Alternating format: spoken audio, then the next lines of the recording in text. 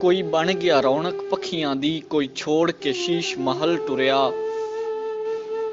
ਕੋਈ ਬਣ ਗਿਆ ਰੌਣਕ ਪੱਖੀਆਂ ਦੀ, ਕੋਈ ਛੋੜ ਕੇ ਸ਼ੀਸ਼ ਮਹਲ ਟੁਰਿਆ।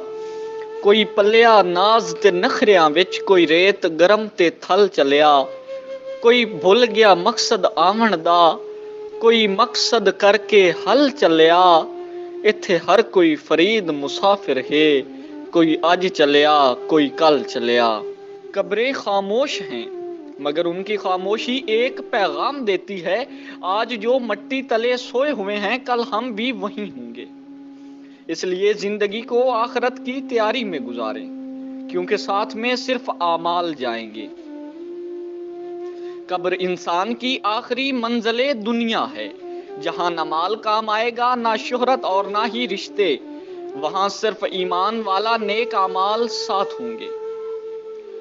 آئیے آج ہی اپنی آخرت کی تیاری کریں، کیونکہ موت کسی کو مہلت دے کر نہیں آتی۔ ہمیں قبریں دیکھ کر یہ سبق ملتا ہے کہ دنیا عارضی ہے جبکہ آخرت ہمیشہ رہنے والی ہے۔ آج جو لوگ قبروں میں ہیں وہ بھی ہماری طرح انسان تھے، زندگی گزار رہے تھے۔ اس لیے زندگی کو نیک اعمال، توبہ اور اللہ کی اطاعت میں گزاریں، کیونکہ ایک دن ہم سب نے بھی اس مٹی میں اترنا ہے۔